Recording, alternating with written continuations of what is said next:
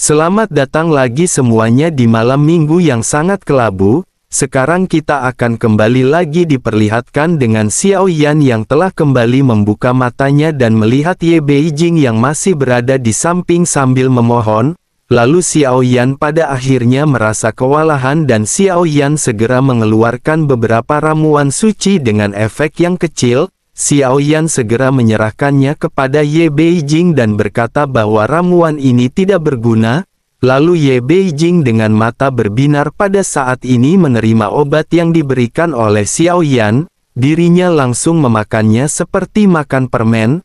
Lalu melihat betapa dirinya menikmatinya mengingatkan Xiao Yan kepada sosok Qiu Qiu. Namun hanya saja Qiu Qiu yang lucu dan lembut yang pernah dipeluk oleh Xiao Yan sudah menjadi putri ketiga Taiksu. Bahkan dari yang dirinya ketahui sejauh ini nama Qiu Qiu adalah Su Ye dan dirinya seharusnya adalah putri ketiga dari Su Qiantai. Di antara keturunan Su Qiantai yang tidak terhitung jumlahnya sepertinya identitas Su Ye ini lebih rendah jika dibandingkan dengan Xuan Qing. Xiao Yan juga tidak tahu apakah pada saat ini Qiu Qiu telah datang ke Sensi atau belum. Bersamaan dengan Xiao Yan yang memikirkan hal ini tiba-tiba batu Gioxiu pada saat ini muncul di telapak tangan Xiao Yan. Batu giok ini bersinar dengan cahaya biru tetapi Xiao Yan dengan cepat menyembunyikannya ke dalam jubah lengan bajunya dari sosok Ye Beijing. Xiao Yan pada saat ini menerima pesan bahwa nomor 6 ingin berbicara dengan Xiao Yan. Lalu Xiao Yan pun segera menyetujuinya dan Xiao Yan segera menutup mata dan pikiran Xiao Yan mulai bergerak. Pada akhirnya sosok Xiao Yan dan Su Qiantai pada saat ini muncul di platform berwarna biru. Kemudian Xiao Yan dengan tegas segera bertanya apa yang ingin dilakukan oleh Su Qiantai. Su Qiantai pada saat ini tanpa banyak basa-basi segera bertanya apakah kerjasama antara mereka akan bisa sepadan. Xiao Yan pun dengan tegas segera berkata tentu saja hal tersebut akan sepadan. Su Qiantai pun mengangguk dan menjelaskan bahwa itu merupakan berita bagus dan jika begitu permasalahannya izinkan dirinya menjawab dua pertanyaan yang dirinya ajukan pada saat pertemuan sebelumnya. Su Qiantai menjelaskan bahwa kekuatan Taiksu pada saat ini sudah mulai terbentuk dan tidak mudah untuk dikalahkan, karena selain dari Taiksu ada kekuatan lain yang mendukung mereka. Xiao Yan seharusnya sudah mengetahui sebagian diantaranya seperti sang budak dari alam misteri surga barat. Selain itu prajurit Taiksu yang telah dilahirkan juga pada saat ini lebih dari 10 juta orang. Dirinya tidak tahu kekuatan apa yang dimiliki oleh dalam dewa kuno tetapi jika Xiao Yan ingin menang Xiao Yan harus mengintegrasikan kekuatan yang cukup. Meskipun Su Qiantai dapat menambah bahan bakar ke dalam api tetapi dirinya tidak bisa melangkah jauh.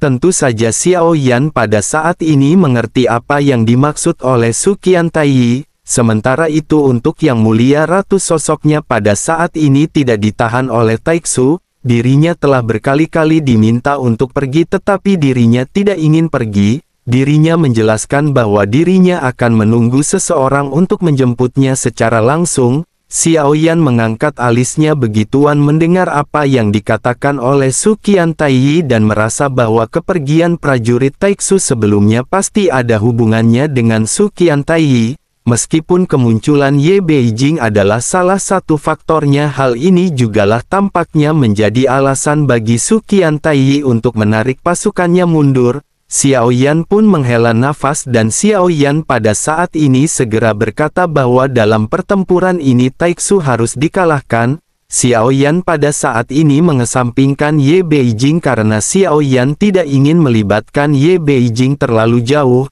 Namun jika Ye Beijing mengambil tindakan maka Xiao Yan tidak akan segan-segan untuk menerimanya. Namun pada saat ini sesungguhnya masih ada hal yang tidak dipahami oleh Xiao Yan dan hal ini adalah mengenai kemanakah Zhenwu pergi dan mengapa dirinya tidak muncul melindungi Xiao Yan. Zhenwu mengatakan sebelumnya bahwa jika membutuhkannya maka Zhenwu akan muncul. Tentu saja Zhenwu seharusnya menjadi kartu truf terkuat milik Xiao Yan. Namun ketidakhadirannya bukanlah sebuah kekecewaan bagi Xiao Yan. Justru Xiao Yan pada saat ini merasa khawatir mengenai keberadaan Zhenwu karena sejauh yang Xiao Yan tahu Zhenwu adalah sosok kuat yang melindungi Sensi setiap waktu, sehingga jika suatu terjadi kepada Zhenwu maka bukankah itu berarti ada sosok kuat yang lebih kuat daripada Zhenwu? Xiao Yan pada saat ini benar-benar ingin tahu apakah alasan Zhenwu tidak muncul. Xiao Yan pada saat ini hanya bisa menghela nafas dan Xiao Yan kembali berpikir bahwa Xiao Yan tidak tahu bagaimana pertempuran ini akan berlangsung. Xiao Yan bertanya-tanya bisakah kekuatan alam dewa kuno benar-benar mampu melawan Taixu. Sementara itu di sisi lain Su Qiantai pada saat ini sedikit mengangguk dan berkata jika mereka telah siap maka mereka hanya perlu bertempur. Lalu dirinya ingin tahu berapa banyak pasukan yang pada saat ini Xiao Yan bawa. Xiao Yan segera menjelaskan bahwa jika memasukkan Su Qiantai maka total ada 3. Su Qiantai sedikit mengerutkan kening mendengar apa yang dikatakan oleh Xiao Yan. Su Qiantai pun lanjut tertawa sebelum akhirnya berkata bagaimana cara mereka bertarung dengan jumlah yang sedikit. Sebaiknya mereka jangan meremehkan kekuatan yang dimiliki oleh Taixu. Begitu situasi pengepungan dan penasan terbentuk maka pertempuran tidak akan berjalan dengan mudah.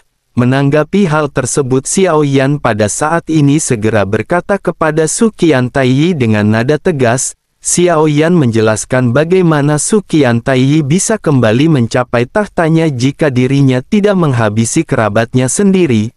Su Qiantai pada saat ini hanya bisa tersenyum pahit dan sosoknya hanya bisa terdiam hening. Su Qiantai tampaknya sedang berpikir mengenai kata-kata yang baru saja diucapkan oleh Xiao Yan. Selanjutnya sosoknya menjelaskan bahwa setelah dirinya mengambil tindakan dan menghabisi Raja Taixu yang baru maka dirinya akan menjadi pengkhianat Taixu. Bahkan jika dirinya berhasil mendapatkan kembali tahtanya bagaimana mungkin dirinya bisa memenangkan hati ribuan makhluk di Taixu, terlebih lagi kekuatannya pada saat ini hanya berada di langkah kelima yang merupakan keadaan hati atau pikiran kaisar. Mendengar hal tersebut Xiao Yan sedikit mengerutkan kening karena ini adalah pertama kalinya Xiao Yan mendengar istilah ini. Xiao Yan belum menembus ke keabadian para dewa dan bagaimana mungkin Xiao Yan mengetahui mengenai informasi ini, namun Xiao Yan mengesampingkan permasalahan ini dan Xiao Yan kembali fokus pada permasalahan. Xiao Yan pada saat ini masih dengan nada tegas segera berkata bahwa tidak apa-apa jika Su Qiantai tidak mau tetapi secara garis besar adalah Taixu harus kalah dalam pertempuran ini. Lalu mulai sekarang kerja sama mereka juga tidak akan lebih dari ini. Mendengar hal tersebut Su Qiantai pada saat ini sedikit terdiam sebelum akhirnya kembali bertanya bagaimana mereka bisa bertarung. Xiao Yan pada saat ini segera menegaskan bahwa yang mereka miliki pada saat ini hanyalah rasa optimis. Xiao Yan berpikir tidak peduli bagaimana situasi berkembang selanjutnya tetapi di sini pesan yang harus diberikan kepada Su Qiantai adalah bahwa tidak ada ketegangan dalam pertempuran ini, karena yang harus ditanamkan kepada Su Qiantai adalah bahwa dunia sensi pasti akan menang. Xiao Yan juga telah membuat pengaturan dan Ke Yun pasti pada saat ini telah memimpin orang-orang dari alam dewa kuno sesegera mungkin. Jadi sepanjang jalan Xiao Yan telah meninggalkan bekas dan jika mereka mengikuti tanda tersebut mereka akan dapat dengan cepat bertemu dengan Xiao Yan. Di sisi lain setelah Xiao Yan dan Beijing pergi Ke Yun kembali ke alam dewa kuno secepat mungkin Ke Yun segera memanggil semua orang kuat dari alam dewa kuno dan ratusan bahtera pada akhirnya berangkat. Pada saat yang bersamaan orang-orang dari alam iblis keabadian kuno juga pada saat ini turut serta dan banyak bahtera mengarungi kehampaan, lalu banyak selip batu giok muncul di tangan Ke Yun dan semuanya seketika dihancurkan oleh Ke Yun.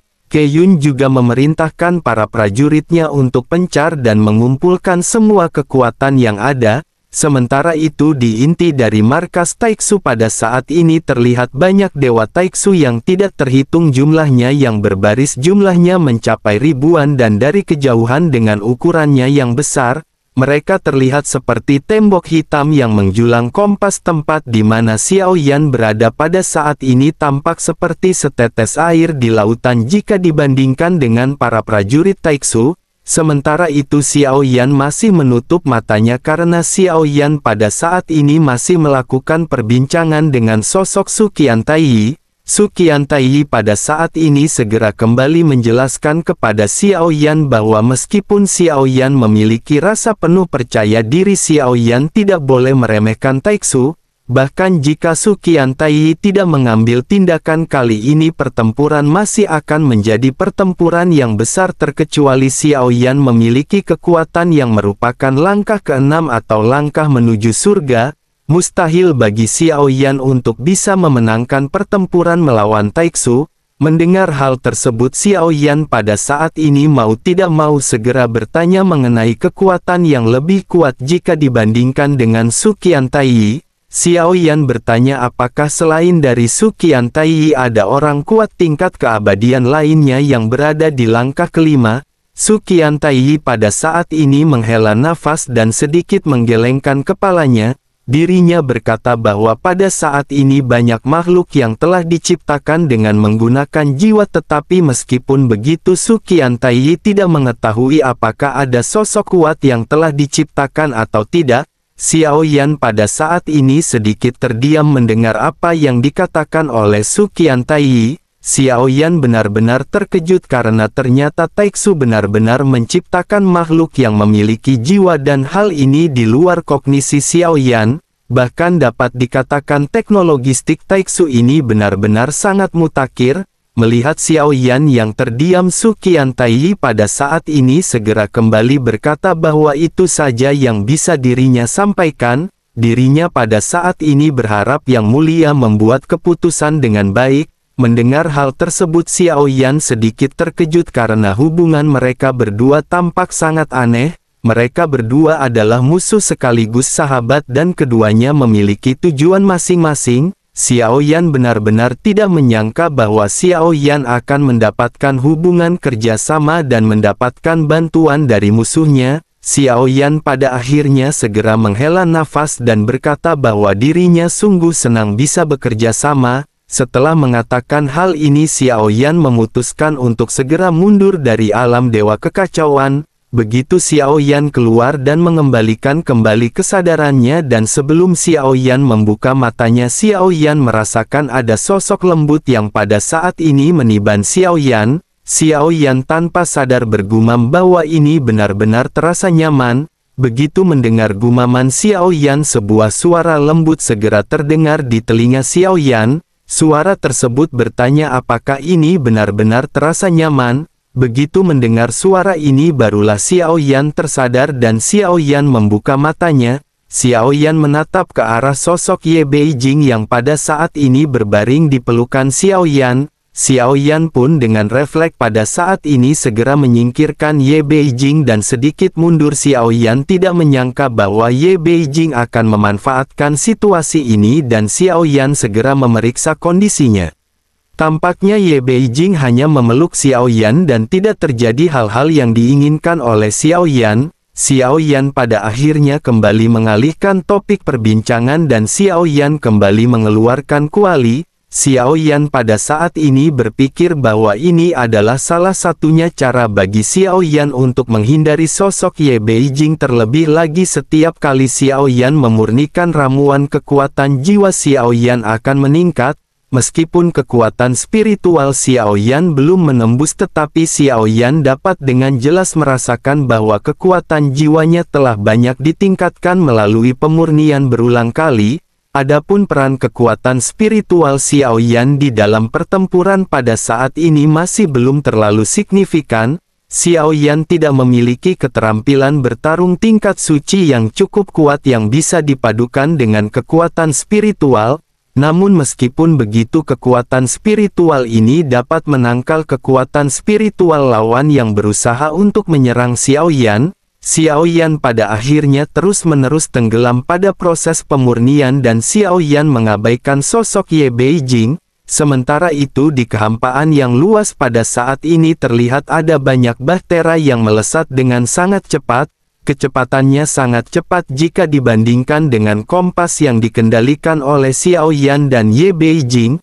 Mereka juga menggunakan formasi bergerak dan dengan begitu kecepatan mereka pada saat ini akan lebih cepat daripada kompas Xiao Yan. Jika menghitung waktu tidak akan membutuhkan waktu lama bagi mereka untuk bisa menyusul Xiao Yan. Orang-orang dari alam dewa kuno pada saat ini telah bersiap, begitu juga dengan orang-orang dari alam iblis keabadian kuno. Ratusan bahtera pada saat ini sedang terbang menuju ke inti markas Taiksu dengan kecepatan penuh. Lalu tidak jauh dari lokasi mereka pada saat ini ada kilatan pelangi panjang di lautan kehampaan yang menuju langsung ke bahtera dari alam dewa kuno. Sosok ini adalah klon dewa asli yang ditarik kembali untuk terjun langsung dalam pertempuran. Xiao Yan di balik klon dewa asli pada saat ini bergumam bahwa sekarang Xiao Yan telah menerobos keabadian dewa. Kekuatan Xiao Yan hanya berada di langkah pertama, tetapi hal ini tampaknya sudah cukup. Sesaat kemudian pada akhirnya klon dewa asli pada saat ini tiba di bahtera utama dari alam dewa kuno. Klon dewa asli seketika datang dan Ke Yun seketika menghampiri sosoknya. Xiao Yan segera beritahu Ke Yun bahwa ini adalah klon milik Xiao Yan. Ke Yun awalnya sedikit terkejut, namun setelah sedikit memperhatikan Ke Yun menyadari bahwa sosok ini mirip dengan Xiao Yan. Ke Yun juga pada saat ini tercengang melihat bahwa ini adalah tubuh dewa asli. Lalu Ke Yun tanpa sadar berkata bahwa klon saudara laki-laki benar-benar sangat kuat. Menanggapi hal tersebut, Xiao Yan di balik klon dewa asli pada saat ini segera berkata bahwa kekuatan ini masih jauh dari cukup. Xiao Yan juga pada saat ini ingin tahu bagaimana kekuatan tempur mereka di dalam pertempuran ini. Ke Yun pun segera menjelaskan bahwa ada sekitar 10.000 orang dewa keabadian di alam dewa kuno ditambah dengan 50.000 orang yang dibawa oleh Xiao Yan, totalnya ada 60.000. Xiao Yan seketika sedikit tertegun dan bergumam mengapa hanya ada 10.000 orang di alam dewa kuno. Xiao Yan pada saat ini tidak memiliki gambaran akurat tentang berapa banyak keabadian dewa yang ada di Sensi. Namun jika dibandingkan dengan alam iblis keabadian kuno yang dunianya lebih kecil, maka mereka saja bisa menghasilkan sekitar 50.000, dan bagaimana mungkin Sensi menghasilkan begitu sedikit tenaga ahli. Kemudian Xiao Yan pada saat ini hanya bisa menghela nafas dan hanya bisa menerima nasib yang mereka miliki pada saat ini, karena saat ini Budayanti masih tidak turun tangan juga.